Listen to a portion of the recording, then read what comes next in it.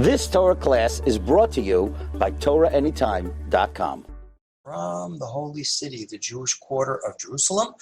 I just want to thank Project Inspire for allowing me to participate in MindFlex mini-series. And I'm going to be doing a series of presentations of mine that basically the theme we're going to call it is God's plan for human history and the Jewish people's role in the story. We're going to be doing 3 classes. Today we're going to start out with a class which is based on the first book I wrote, World Perfect, which is focusing on the Jewish impact on civilization, the impact of monotheism and morality. And for this, we're going to be watching a PowerPoint presentation, which I will be narrating as we go. So I'm going to go to share screen here and hopefully find our PowerPoint. Where is it?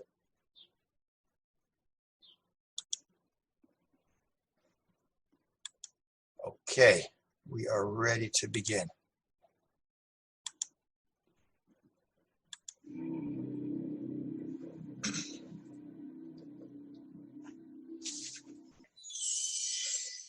So to create this presentation, I brainstormed with about 1,500 people, Jews, non-Jews, all different backgrounds and affiliations. Let's come up with a list of values we'd like to see in as perfect a world as humanly possible. And I condensed it down into the following values. Number 1, value of life, the right to be alive, most basic of all values. Number 2, world peace, a world where there's no more wars, where everyone gets along harmoniously. Number 3, equal justice, a world where everyone is treated equally before the same set of laws. Number 4 is education, a world where everyone is functionally literate as a way of achieving their potential and contributing in a meaningful way to the world. And last but not least, huge category, social responsibility, people taking care of the world, whether we're talking about crime, poverty, environmental issues, animal rights, health issues, you name it. So here we have our 5 basic values. When I'm teaching an audience live, I say, look around the room. How many of you guys think we should have these values in the world? And everyone raises their hand. And I always say, this might be the only time you ever see a room full of Jews agreeing on anything. And it's not just Jews. Anyone who sees this list has an immediate recognition. This is the way the world should be. We don't have to think, should there be value of life? Should people take responsibility for the world? Should there be equality? It's almost as if we're born with these values kind of ingrained, like programmed into our brains, like when you buy a computer or a phone, it comes with basic operating software. So the first part of the presentation is we're going to get in a time capsule and go back to the ancient world to see what did they think of these values. Now, obviously, we can't look at every single civilization that's lived in the last 6,000 years. That would take like months, and I only got an hour to do this in. So I chose to focus primarily, but not exclusively, on the great foundation cultures of Western civilization. When we think about the ancient world in the West, the great cultures, who do we think of? We think of basically Greece and Rome. And we know that Greece gave us so much of our conception of philosophy and the aesthetic and art and architecture, empirical science, and Rome with their concepts of government, engineering, law, modern armies. And obviously, many other civilizations contributed. And even if we don't have time to look at all of them, we don't have to. Because one of the things I discovered when I was researching my book on this topic, called World Perfect also, is that culture, just like it does today, varies tremendously from place to place, how people dressed, what they ate. But values are more or less the same everywhere we look in the ancient world. There's no big differences. So with that introduction in mind, let's get in our time capsule, travel back to the ancient world, beginning with value of life, and let's see what did they think of those values. Remember, our goal is to see, where do we get the values from? What's the source? Okay, so to begin at the beginning, a couple of examples to illustrate how different is the idea of value of life in the ancient world. So, what's the most common form of population control practiced by virtually every single civilization we know of in antiquity? And the answer is infanticide. Killing of newborn babies is a universal practice in the ancient world, not just to control population, but also for sex selection. If you were a boy or a guy in the ancient world, you were lucky, because in the ancient world, boys were generally valued and girls were often considered disposable. And it wasn't just done by the baby disposal squad.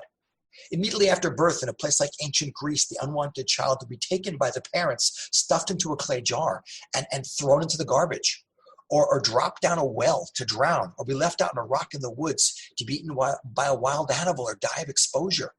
And this wasn't something that was considered to be cruel or unusual. It was considered to be completely normal and acceptable. Here's a Roman writing to his wife 2,000 years ago.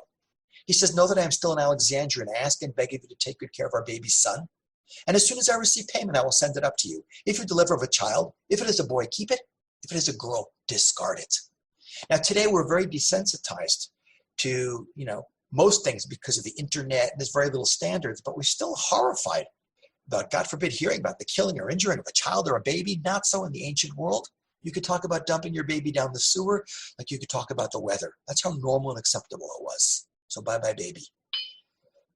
Another shocking example of the different attitude towards value of life is killing people for religious reasons, human sacrifice, which was pretty much universal in the ancient world, although practiced to very varying degrees.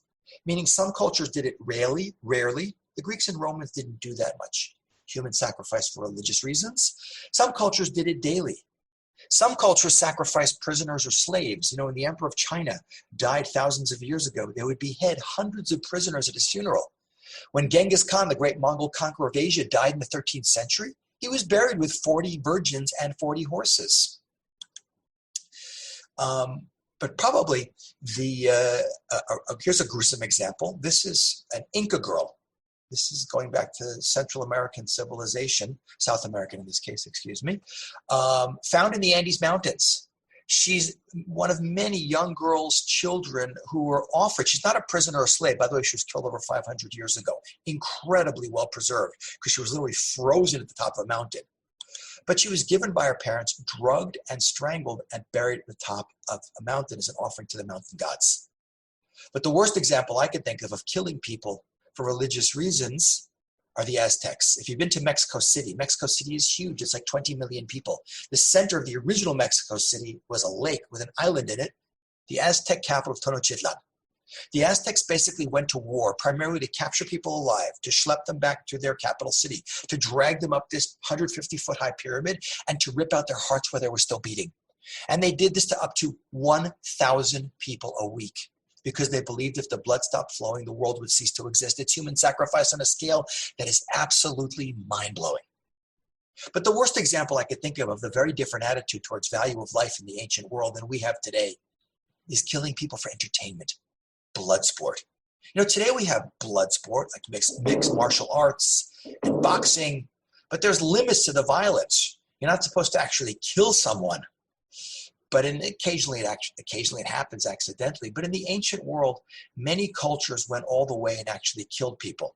The Aztecs who we just saw, they had a version of soccer or football, if you're European, where at the end of the game, the entire winning team was sacrificed to the gods. The winning team didn't pay to make it to the playoffs in Aztec sports. But when you think about blood sport in the ancient world, who do we think about? The Romans. In over 200 locations throughout their empire, the Romans built these massive circular arenas called amphitheaters. Certainly one of the largest and the most famous is this one, the Colosseum in Rome. This is, by the way, a mere skeleton of it. It was completed in the year 80 of the Common Era. This is what it looks like today after it was pillaged of all of its marble and everything. But look at the size of it. Again, it was the world's first astrodome. 2,000 years ago, the roof could go off and on it. By the way, the entire center of the stage can be mechanically lowered and filled with water in less than 15 minutes so boats could sail in it. They could put in fake trees and rocks like a Hollywood movie set. They could raise up to 1,000 people at a time to the floor in elevators. What was it used for? By the way, free. It was always free entrance, free meat, free wine. Can you imagine that? Like an American football game with free beer? You want a really scary thought? British football game with free beer. But 50,000 men, women, and children would come. The first act of the day was the Romans brought thousands of exotic animals from around their empire, lions and tigers and bears, and watched them rip each other to shreds, sometimes up to 1,000 animals a morning. Animal rights people would have gone nuts, but they would have been act number 2, which was feeding people to animals. But then in the afternoon, along with chariot races, The biggest sporting event in the Colosseum was gladiators, prisoners or slaves who fought to the death in front of thousands of screaming fans. You can even see some of the scenes here from the movie Gladiator, which actually was pretty well done in terms of the story was a lot of fiction, but the recreations of the Colosseum were pretty amazing. And they didn't just use men. They used women, children, blind people, dwarves, anything for the sake of entertainment. The most sophisticated civilization in the ancient world was also the most brutal. And we shouldn't think, by the way, that there's a connection between culture, law and order, technology, and morality. There is none in human history. Sometimes the most culturally advanced law and order, technologically sophisticated civilizations are the most brutal. Doesn't mean you could walk around Rome just killing people in the streets. They love law and order. But when you look at the ancient world, guys, we see for many different reasons, the most basic of all of our values, value of life, is basically absent. Radically different. Moving on to number 2, which is world peace. Now, today, everyone wants peace. When I was a little kid, it was the Vietnam War. People used to wear these buttons that said war is not healthy for children and other living things. It's pretty clear that war isn't healthy for anyone. It's pretty clear that war is the most destructive pastime that the human race participates in. Think about it. How much money does the world spend on weapons, armies, defense budgets per year? It's an incredible number, by the way. It's about $1.5 trillion, of which the United States spends more than half of that. The U.S. spends more on its defense budget than the next 15 countries in the world combined. $1.5 trillion. Imagine what you could do with all that money if there weren't wars to fight, armies to arm, weapons to buy, how much food, housing, medicine, clean water. Thousands of children die every day in Africa from diseases related to not having clean water. What, we just figured this out now? They had smart people in the ancient world. They had Confucius and they had Plato and Socrates. Come on, if we know that war is destructive and wasteful today, they certainly knew it thousands of years ago. But if we know it today and they knew it then how come 6,000 years of human history is 6,000 years of warfare? Why is there so much war in human history? And people jokingly say, what does war stand for? We are right, W-A-R. But if you ask the anthropologists, the historians, they'll basically give you the following explanations for why there's war. Well, number one reason, you could have fighting over a water hole, but once you get past survival and scarce resources, greed is the number one reason. Taking what's not yours by force. Obviously land, women, gold, silver, cattle. Number 2 reason was the law of the jungle, survival of the fittest. The lion's on top of the food chain because he eats everyone and no one eats him. He doesn't say to the gazelle in Africa, you had a rough day, rest by the water hole, I'll go chase a zebra today. He says, if I catch you, you're lunch. That's how animals behave. That's how empires behaved. You think Rome ever respected any country's borders? The only people the Romans didn't conquer, like the Persians, were people the Romans couldn't conquer. Conquest was natural. Not to conquer was a sign of weakness. And the third reason, think about it. Where's the world's first heroic literature in the West? It's right there on the board, the screen, the Iliad. Go read that book again by Homer. It's the Trojan horse story. It's one giant battle scene with occasional breaks for long speeches. Because the hero, by definition, is the guy who's a warrior. The guy who kills the most and the greatest opponents. He gets the honor, the glory, and the power when he's alive, and he becomes a legend after he's dead. To be a warrior is the thing for guys to do throughout all human history. I say guys specifically because if women ran the world, there is no question it would be a very different world. A woman comedian once said, when a woman gets depressed, she eats or she shops. When a man gets depressed, he invades another country. And it's glorified throughout all human history. Look what Wallace Caldwell of Columbia University writes. War, therefore, is in the mind of the poet, the chief business of men from youth to age, meaning it's the thing to do. But he regards as the special flower of youth, the glorification of war, the glamour and glory of battle, are subjects of the finest words and pictures. But to be fair, the Romans had a period of 200 years called Pax Romana. What's Pax in Latin? Peace. 200 years peace. The Romans never had 2 years of peace.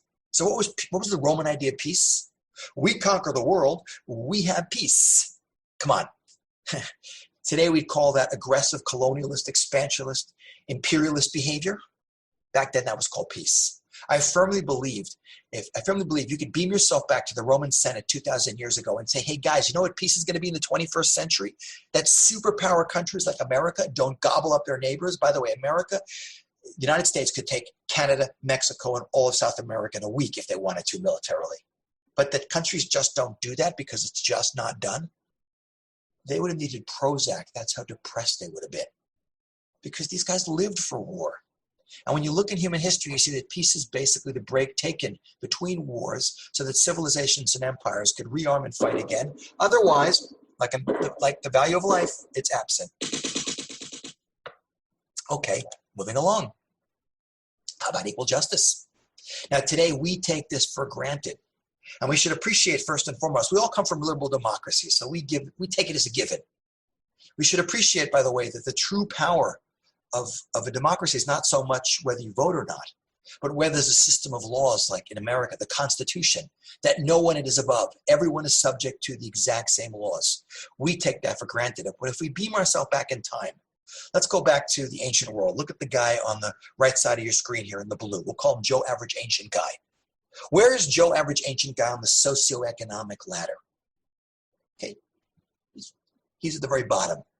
What do we call him? A peasant or a serf. That's a term we associate with feudal Europe of 1,000 years ago.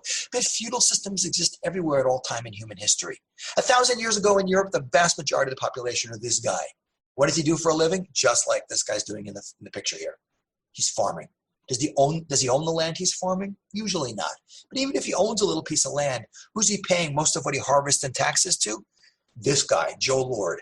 And you know, with an outfit like this man has zero plans to do any manual labor. And what gives Joe Lord the right to lord over, what gives Joe Lord the right to lord over all these peasants? Is he elected by him? No way. The golden rule. What's the golden rule? He who has the gold makes the rules. Birth and wealth are the sole criteria for leadership in the ancient world. And between that teeny tiny elite of the nobility and all those masses, is there equality before the law? There's institutionalized inequality, with the nobility being above the law and everyone else being at their mercy and having no rights. So when you look at this world, you see basically tremendous inequality. And this is the reality. And of course, the ultimate elite are kings, monarchs, a pharaoh, a Caesar, anyone like this in the ancient world. When you go back to, if you look at the guy on the right, Pharaoh there, 4,500 years ago, you have no idea how powerful this guy was. He was literally considered a living god. By the time you get to the guy in the middle, who is one of the great Renaissance kings of Europe, Henry VIII, in the 16th century, he's no longer a living god, but he rules by divine right. What's divine right of kings? God made me king, and if you don't like it, like Alice, the Queen of Hearts says to Alice in Wonderland, off with your head. So tremendous inequality permeates all of human history. But to be fair, where's the world's first democracy? Where's the word even come from? It's a Greek word, opa. Demos kratos, the people govern. Ancient Greece, which city-state? Athens. And by the way, Athenian democracy was far more direct and efficient than the democratic systems of the Western world today. In a democracy, do you vote directly in America for anything? No, it's representational democracy. Congressmen and women, senators, even the president, electoral college. But back in ancient Greece, in Athens, citizens voted directly on everything. But who were citizens who could vote directly? Men with land. A couple thousand adult men with land were the only people who had political rights and the right to vote. It was an oligarchy, a power elite. Everyone else, women, freedmen, artisans, slaves, aliens, were completely disenfranchised. If you could beam yourself back to the oligarchy that ran Athens 2,500 years ago and say, hey guys, you know what equal justice is going to be in the 21st century? That everyone, man, woman, rich, poor, black, white, everyone will be treated equally before the same set of laws. They would have shaken their heads and said, you're absolutely out of your mind. Henry Phelps Brown of Oxford explains. He says the Greeks distinguished strongly between different types of persons and thought it only proper to treat them differently. This inequality of treatment they endorsed in the name of justice, an endorsement that with Aristotle included the justification for slavery. Only those men were citizens who had certain qualifications. Beyond them, it was taken for granted, were all women, but also farmers, laborers, mechanics, freedmen, slaves, and aliens. So another value, gone. Moving along. education.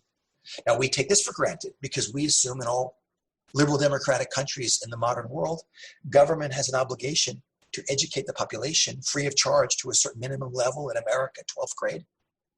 We take it for granted that government not only has an obligation, but the government also would want to do so. Why? What do you gain by educating your population? You get a developed first world country. One of the big dividing factors, separating factors between the first and the third world is the average level of literacy and education of the population in general. So come on, the Greeks, they loved wisdom. The Romans, look at how organized their armies were. These guys must have had a great public school system. That's what we might think. But if we go back to Joe Average ancient guy again, look at him, he's got the torn leggings. What percentage of people do you think historians estimate on average were literate in the ancient world? We're talking about for a period of many, many, many centuries on average.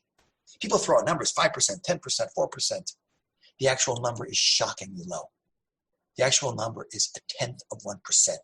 This is the average rate of literacy assumed by most historians until about 500 years ago, the Protestant Reformation and the printing press, which means on average for the vast majority of human history, 1 in 1,000 people could read.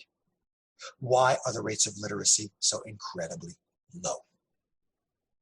So if you ask the experts, the historians, they'll tell you, number one reason, think about it, is, and this is a good point, if you come from a first world country and you have a house, not a shack, a shed, a hut, but a house, indoor plumbing, running water, electricity, a kitchen and a fridge that are full of food that you don't eat at all because you're worried about your weight. You have any idea what a luxury it is in human history to worry about eating too much or weighing too much? And you got a 9-to-5 job with weekends, vacation, health plan, retirement benefits. You got your teeth in your mouth past the age of 30 and you live to see your grandchildren. You have a standard of living that not only exceeds the vast majority of people who've lived throughout thousands of years of human history. You have a standard of living that exceeds billions of people in the world today. You know, a billion people on the planet don't even have a toilet. Think about it. What was the daily goal of the average ancient peasant thousands of years ago? The answer is survival. And before modern science and technology and medicine, you had horrendous rates of disease, plagues, wars, famine. Even giving birth was a dangerous thing. Up until the 18th century in industrialized England, half the children died by the age of 2. And if the name of the game is survive, what do your kids have to do as soon as they're old enough to start doing it? The answer is work. Child labor, which is universal, ubiquitous in the ancient world and the third world today. What do you mean, send my kid to school? We starve. So number one reason is people just were too much in survival mode to be able to even think about educating themselves or their children. Number two reason, think about it. If you think about who in the 60s or Occupy Wall Street or what's going on today now with Black Lives Matter and all the political events we've recently had, who's at the forefront of pushing all of this? Students. I think that specific girl might be at the forefront. I wouldn't want to mess with her. But students, why students? Because they're young and idealistic and educated and empowered. And you put those two things together and you have a very difficult group of people to control. And in the non-democratic ancient world, people figured out pretty fast the best way to keep things stable was to keep people stupid. William V. Harris of Harvard explains, the written culture of antiquity is in the main restricted to a privileged minority. It should be obvious that in Greece, and to an even greater extent in the Roman Empire, the illiteracy of the masses contributed to the stability of political order. The disturbances caused by the spread of literacy, on the other hand, have been numerous and varied. The Greeks and Romans would have become very different people if per impossible they'd achieved mass literacy. So what we see is whether because of just having to survive or deliberate government policy, and usually it was a combination of both, virtually no one in the ancient world could read. So another value, gone. That's actually my graphic artist's graduation photograph. There's his cameo appearance in our PowerPoint presentation.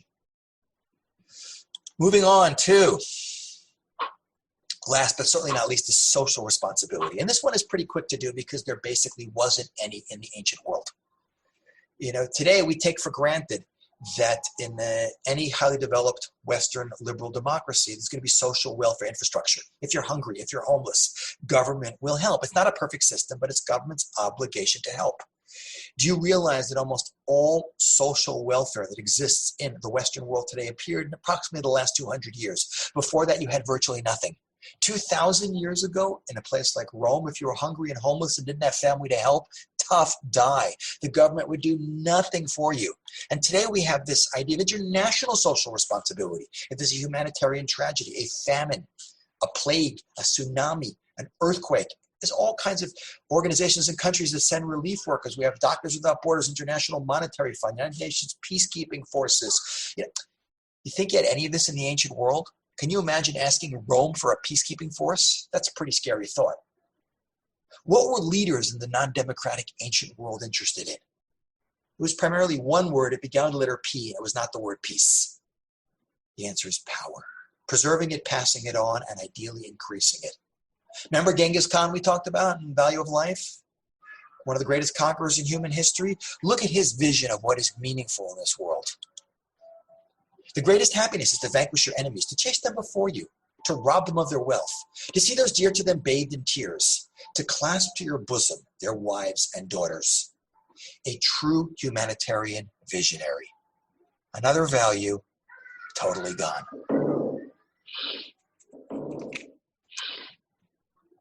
So what are we left with? A very different vision of the ancient world than we may have gotten in our 6th or 7th grade world history overview. And please don't get me wrong. I'm not saying everyone in the ancient world was vicious, cruel, heartless, and selfish. No, the vast, vast, vast majority of people throughout human history are just minding their business and not hurting anyone. And don't get me wrong. I'm not saying good stuff, good ideas and technology didn't come out of the ancient world. It did. We all make use of it today or build on it. But what I am saying is this beautiful vision of values, which everyone has bought into today, is the ideal utopian vision, is not a byproduct of even the greatest, most sophisticated civilizations of antiquity that played such a huge role in shaping our modern world, especially the Western world. So we're left with this big question: where do we get these values from? So it's a British historian by the name of Paul Johnson. And he wrote a book in 1987 called The History of the Jews, which I was recommending for a long time until I wrote a better one, of course, Crash Course in Jewish History. Ask my mother, she will absolutely agree with that one. But in the epilogue of Paul Johnson's book, he does a beautiful job of answering it. This quote is so beautiful, I have to share it with you. One way of summing up 4,000 years of Jewish history is to ask ourselves, what would have happened to the human race if Abraham had not been a man of great sagacity? That means sage-like, wise, or clever. Or if he had stayed in Ur and kept his higher notions to himself and no specific Jewish people would have come into being. Certainly the world without the Jewish people would have been a radically different place. Humanity might eventually have stumbled upon all the Jewish insights, but we cannot be sure. All the great conceptual discoveries of the human intellect seem obvious and inescapable once they have been revealed, but it requires a special genius to formulate them for the first time. The Jews had this gift. Pay special attention to what he says now. Keep in mind the list that I got from the people my audiences when I was creating this presentation. To them, meaning the Jews, we owe the idea of equality before the law, both divine and human, the sanctity of life and the dignity of human person, of individual conscience and so of personal redemption, of collective conscience and so of social responsibility, of peace as an abstract ideal, and love as the foundation of justice, and many other items which constitute the basic moral furniture of the human mind. Without the Jews, it might have been a much emptier place. Above all, the Jews taught us how to rationalize the unknown. The result was monotheism and the three great religions which profess it. It is almost beyond our capacity to imagine how the world would have fared if they had never emerged. And I always say it's a good thing that a non-Jew wrote this, because if some rabbi had wrote it, we wouldn't believe it. But what Paul Johnson is saying is not unique to Paul Johnson. In the course of researching my book, I literally came across dozens of presidents, prime ministers, philosophers, historians, thinkers. They all basically say the same thing, that we, the teeny tiny Jewish people who shouldn't even be here, we civilized the world. We gave the world basically their moral, ethical vision of values. Now don't get me wrong, I'm not saying Jews are all perfect. No, there's righteous Gentiles and there's plenty of rotten Jews running around in this world. And I'm not saying Jewish people invented all the beautiful ideas in the world either. It's not true. But there is no question that we, the teeny tiny Jewish people, have had a monumentally transformative impact monumentally transformative impact on the collective conscience of humanity. As to why that is so, we'll get to in just a few minutes. But what I want to do is run you back through our list of 5 basic values and show you how in every single one of these, Judaism is truly revolutionary. So to begin at the beginning, value of life. The clearest distinction between the Jewish concept of value of life and everyone else's can best be seen by looking at number 6 of the 10 Commandments. What's number 6 of the 10 Commandments? Don't murder. Which, by the way, is always mistranslated as thou shalt not kill. There's a difference we'll look at. But Judaism taught the world that human life has intrinsic value. We taught the world you don't kill babies. God doesn't need human blood. God forbid you kill a human being for entertainment. Why, by the way, is it lo tirtzach, don't murder, and not lo taharog, don't kill? Because Judaism are not pacifists. There's situations you're allowed to take another human life in. You're allowed to defend yourself, even if it means killing another human being. There's a death penalty in Jewish law. But because anyone who knows Jewish law knows it's incredibly difficult to actually mete out the death penalty to anyone. This is most beautifully stated by a wonderful quote from the Talmud, which actually appears in the movie Schindler's List. Oskar Schindler, the only member of the Nazi party recognized as righteous amongst the nations at Yad Vashem. But remember, at the end of the movie, they make this ring that Schindler Jews. He saved the lives of 1,200 Jews. They make him this gold ring, and this is what's inscribed on the inside of the ring. He who saves one life, it's as if he saves an entire universe. The infinite value of every human life. Truly revolutionary. How about world peace? What's the word for peace in Hebrew? Shalom. It's a word that we Jews obsess on. The word shalom appears 240 times in the Hebrew Bible. And it's so basic to our Jewish worldview. It's how you greet your fellow human being. You say, shalom, hi, how you doing? But it's obsessed on by all the great Jewish thinkers of how central is the concept of peace, not just to Judaism, but to the human race. By the way, the greatest proof of the Jewish obsession with peace doesn't come from Jewish sources.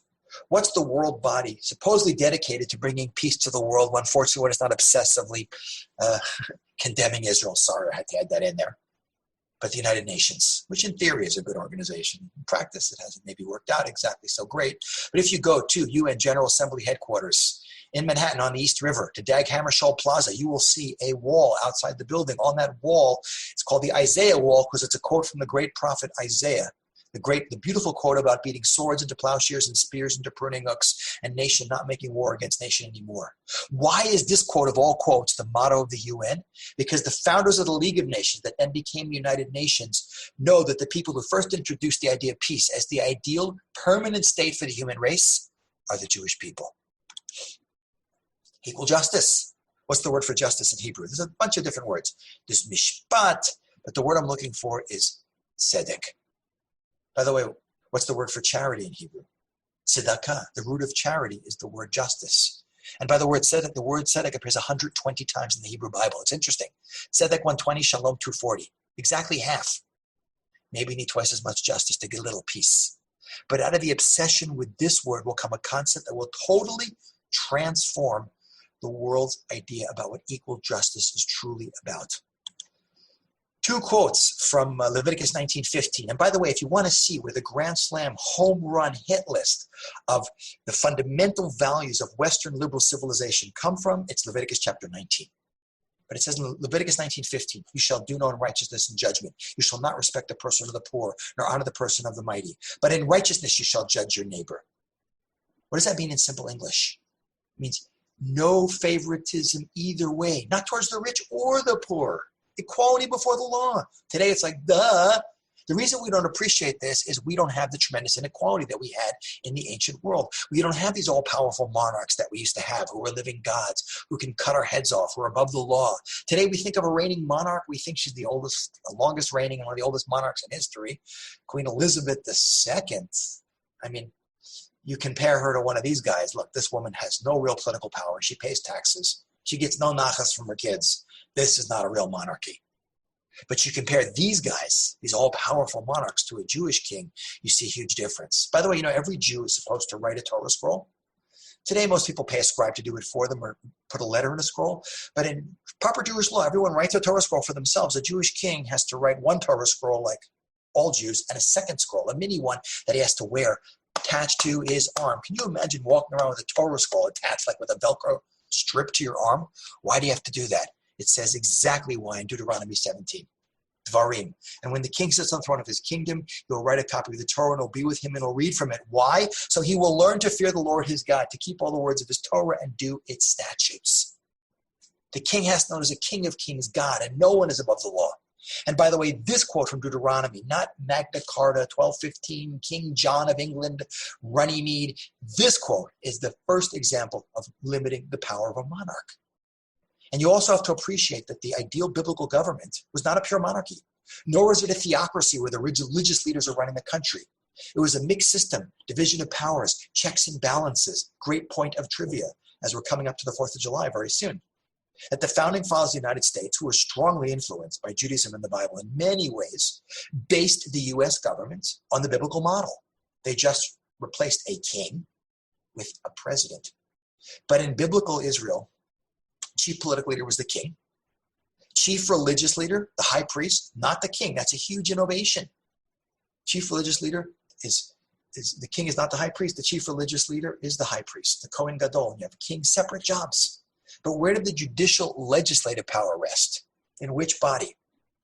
In a court of 71 judges, which was called the Sanhedrin. And these guys were like the Supreme Court, the Congress, and the Senate all rolled up into one. They adjudicated, they legislated, they had tremendous power. Anywhere else in the world to have that power, what did you have to have? The golden rule, birth and wealth. To be on the Sanhedrin, what did you have to have? Interesting, a whole bunch of criteria. Number one is married with kids. Like, why that? Because being a parent, every human being is someone's child. Being a parent teaches you mercy, right? The fact that you let your kids live through, being teenagers is a sign you definitely learn mercy. Like Roseanne Barr, the comedian, once said, now that I have teenagers, I realize why some mammals eat their young. But what else did you have to have? You had to have encyclopedic knowledge of everything. Not on your smartphone, This is what I call a smartphone. It knows everything. There it is. It knows everything. We don't know anything. You had to have it in your brain. And not only that, you had to have unquestioning integrity. Political integrity today is like an oxymoron. What's an oxymoron? Like two words that don't go together. Like military intelligence, jumbo shrimp, like the Brits would say. Oxymoron, American culture. And then I would shoot back, oh yeah, like British cooking. Okay, that kind of stuff. But it's a very unique system. It's a meritocracy. The best person for the job gets the job regardless of position in society. Let's move on. Keep going. Education. This one we can basically skip because every Jewish parent actually believes that there are 11 big commandments. What's number 11? Thou shalt go to college. And the rabbis in tractate in the Talmud, higher education, that's a joke, say preferably Ivy League with full scholarship up to PhD. That's called chidur mitzvah, or glorifying the commandments. But it brings us to a very unique status that we Jewish people have in history. Jews are history's only literate nation. We're not the only nation that liked wisdom. The Greeks like wisdom, the Chinese like wisdom, but they didn't actually teach their population anything. Jews are the only people to actually educate their population en masse. The smallest, poorest Jewish communities had free education systems far older and far more comprehensive than the greatest empires in the ancient world. And this goes back to the radically different idea that Judaism has always had about education. Everyone else is saying keep people ignorant to control them. Judaism is saying educate people to empower them. Look at what Maimonides, the great Jewish scholar who was born in Cordoba in Spain in 1135 and died in Cairo in 1204. And he codified all of Jewish law and philosophy in his amazing Mishnah Torah, 14-volume work. Look what Maimonides says. Appoint teachers for the children in every country, province, and city. In any city that does not have a school, excommunicate the people of the city until they get teachers for the children. If they don't, destroy the city, because the world exists only because of the breadth of children studying. Destroy the city? No Jewish community was ever destroyed because it didn't have a school, because the Jewish people literally had public education way before anyone else thought of it. And if you're thinking, yeah, Maimonides, Rabbi, you can't believe what they say about Jews, look at what great medieval Catholic scholar theologian Peter Abelard says about the Jews around the same time as Maimonides. He says, a Jew, however poor, if he had 10 sons, would put them all to letters, not for gain as the Christians do, but for understanding of God's law. And not only his sons, but his daughters. Interesting. Moving along to social responsibility. And this is the other area where Judaism is also unique, because not only are Jews history's only literate nation, Jews are the only people to have highly developed social welfare infrastructure. The smallest, poorest Jewish communities had social welfare infrastructure far older and more comprehensive than anything that exists in the world today. And it goes back to a very basic Jewish point of worldview, which again comes out of Leviticus chapter 19. This one is 19:16. Lo tamod adam re'echa. Don't stand by your neighbor's blood. Which doesn't mean if you see someone bleeding, don't stand in it because you ruined your shoes. It means if you see a human being in distress, physical, emotional, economic, you gotta help. We Jews didn't invent law. Any society, law is the natural outgrowth of any society that doesn't want anarchy. But think of what all legal codes are basically about. It's designed to control, to keep order. Don't murder, don't steal, stop at the red light, pay your taxes, you're a good citizen. Jewish law has that prohibitive side to it, but it also has a unique proactive component. You have to actively do good. Think about it. Today, in almost any country in the world, anywhere, if you see someone in trouble and you don't help, what is your legal status? Nothing. I'm a bystander. I don't want to get involved. It's not my problem. Judaism says, you make one of two choices. You're part of the problem or you're part of the solution. Doing nothing makes you part of the problem, and you have a legal obligation to be part of the solution. Proactively be involved, which is most beautifully stated by probably the three most famous words from the Hebrew Bible in the book of Vayikra, Leviticus 19:18. Again, 19 again. Love your neighbor as yourself. Like, what does that mean? I stand on a street corner with a smiley button on, handing out flowers, telling people to have a nice day. Maybe in LA, that's what it means. But in Jewish law, it means you got to give 10% of your income to charity, whether you like it or not. You have to help the widows, the orphans, the downtrodden, the oppressed. It's not just Jews, it's also non-Jews. It's not just human beings. It's also animals. You guys know the first animal rights law, the first environmental law. It all appears in Jewish law. This whole sweeping vision of proactively taking care of the world, which is part and parcel of Jewish worldview and Jewish communal life everywhere at all times and way before anyone else thought of it. And you guys should appreciate that many of the great modern social thinkers the last century or so, not Jews, will quote something from Judaism or the Bible as their source of inspiration for pushing the notion of proactive social welfare infrastructure on the world. Here's a great example. This is a great social thinker from America in the beginning of the 20th century, Lyman Abbott. He writes, it would be impossible to mention any other people of even a much later age whose law and constitution embodied an ideal so noble as it embodied in Hebrew civil laws, or any people whose history shows the existence of political institutions so essentially just, free, and humane. We Gentiles owe our life to Israel. It is Israel who, in bringing us to divine law, has laid the foundation of liberty. It is Israel who had the first free institutions the world ever saw. When sometimes our own unchristian prejudices flame out against the Jewish people, let us remember that all that we have and all that we are, we owe under God to what Judaism has given us.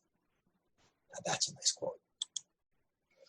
So what are we left with? This incredible fact that we, the teeny tiny Jewish people, have had this incredibly transformative impact on humanity's conscience and values. But we're left with a huge question. Like, what is it about us so small that enables us to have an impact so big? And to understand that, we have to look at one more idea. But it's the most important idea. It's the central idea. It's the idea from which all of this comes from, and without it, we have none of it. So besides great, obvious, well-known Jewish contributions to the world, like gilt bagels, junk bonds, leverage buyouts, Einstein, Marx, Freud, 22% of all the Nobel Prizes since 1901, 24% of the Fields Medals in mathematics, 25% of the Forbes list of the wealthiest people on the planet Earth, and all that other great trivia, what is the greatest Jewish contribution to civilization? The answer? One God.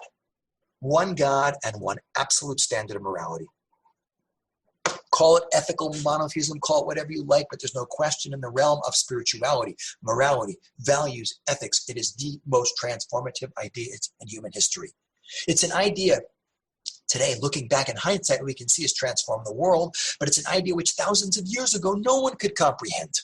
If we jump back to Joe Average Ancient Guy, just one more minute, there he is in the middle, contemplating his world, his spiritual moral world 4,000 years ago.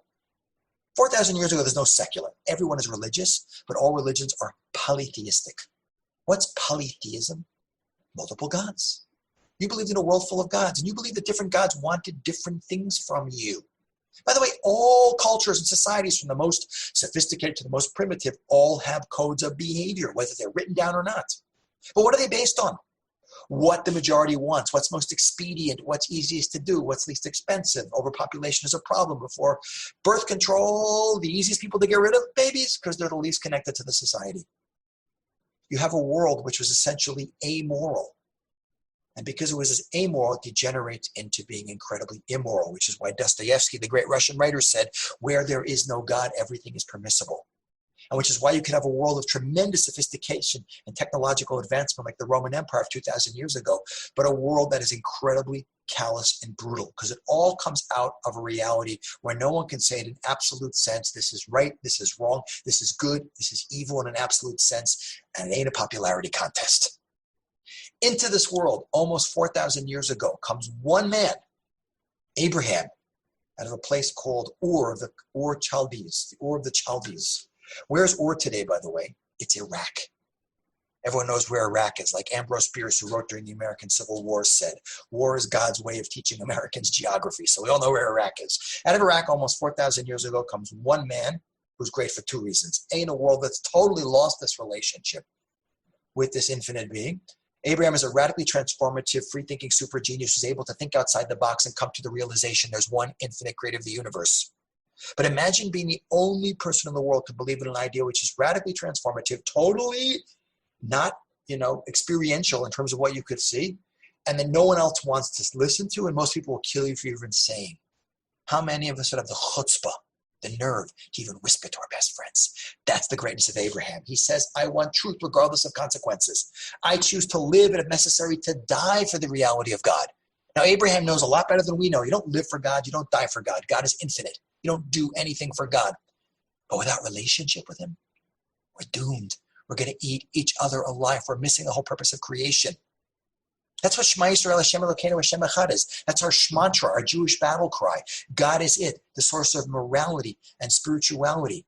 And Abraham will therefore, because of this clarity and this commitment, will dedicate himself to a unique mission.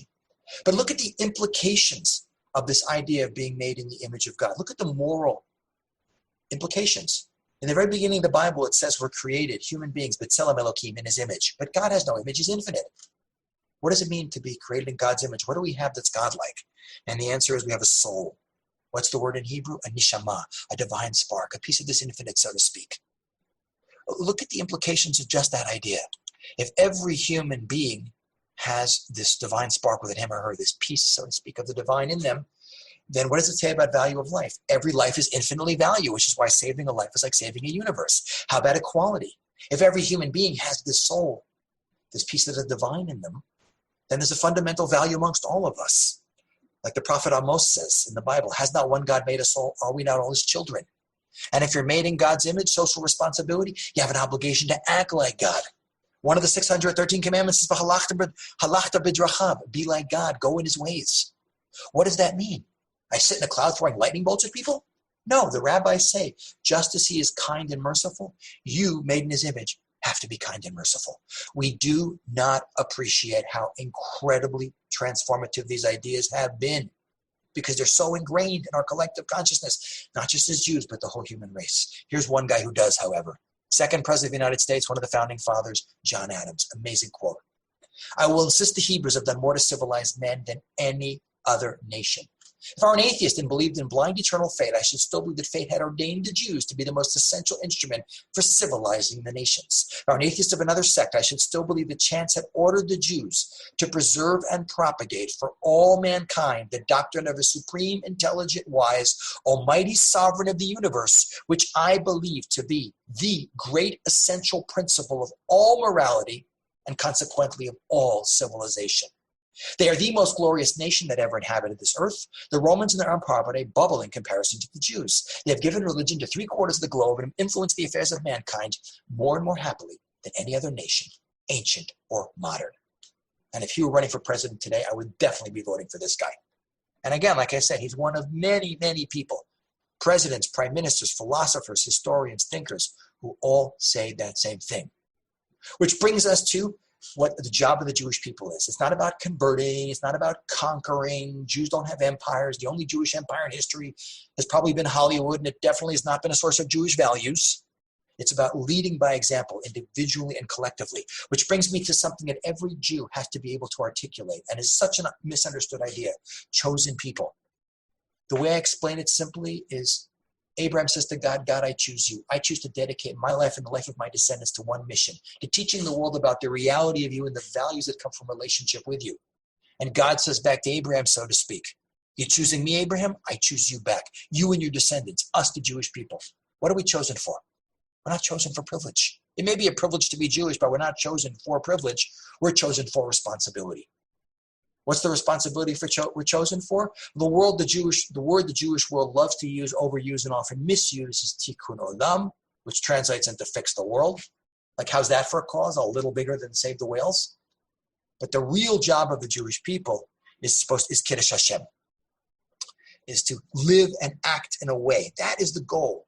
Torah and mitzvot are a means to an end. The goal is to live and act in a way that inspires other people. People are supposed to look at us and say, look at those Jews. Look at how they live. Look at their families, their communities, how they do their business. But what's their secret? So we understand that's our role. The last little part of the riddle is, how did we get the world to buy into that? I brought up the image too quickly for you. I should have waited for this now to show you. How did we get the world to buy into that vision? It's not because we were well-loved, popular, and had a big empire.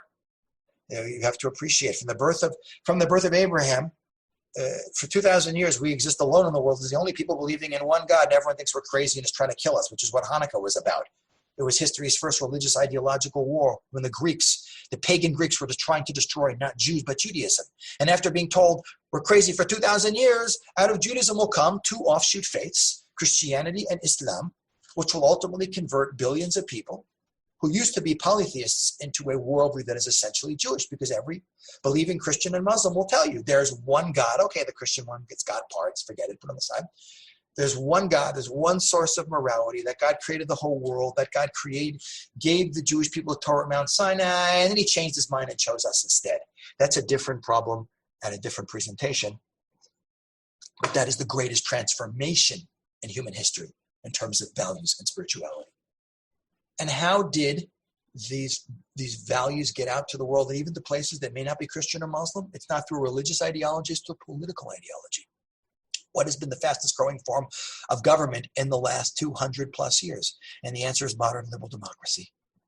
And if you study the history of modern liberal democracy, I do whole presentations on this, you'll see that the founding fathers, like in America, a great example, were very, very highly influenced by the notion of one God, absolute morality in their worldview. It's right there in the Declaration of Independence of the United States, 1776. We hold these truths to be self-evident, that all men are created equal, that they are endowed by their Creator with certain inalienable rights, that amongst these are life, liberty, and pursuit of happiness.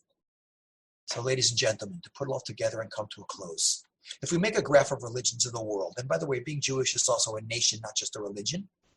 But no matter what you call us Jews or how you want to label us, we are so small, we don't even appear on the graph. There we are, magnifying glass. No? There we are. 0.2% of the world's population. But if you make a graph of impact on the world, we are right off the top of the chart. Smallest of nations, biggest of impacts. Why did I make this presentation?